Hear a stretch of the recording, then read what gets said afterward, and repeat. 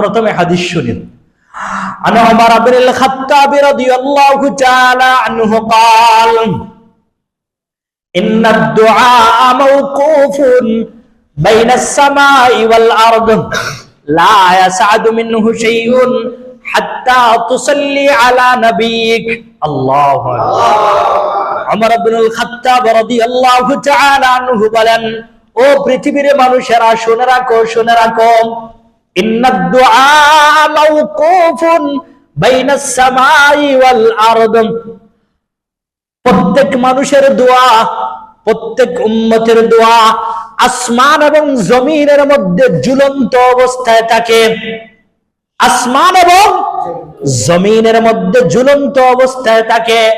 লা ইয়াসআদু মিনহু শাইউন, আসমানের উপর পর্যন্ত উঠে না, আরশ পর্যন্ত যায় না, আল্লাহ পর্যন্ত যায় না।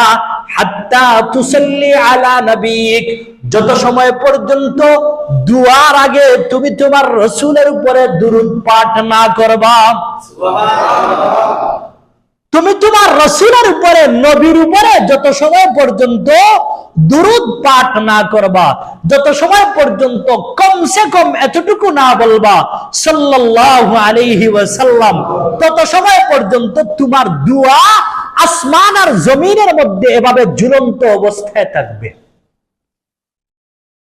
দোয়া আরশে আজিম পর্যন্ত পৌঁছার জন্য শর্ত হলো, ওমর রাদিয়াল্লাহু তাআলা আনহু বলেন, শর্ত হইল দুয়ার আগে তুমি তোমার রাসূলের উপরে দুরূদ পড়া নেওয়া।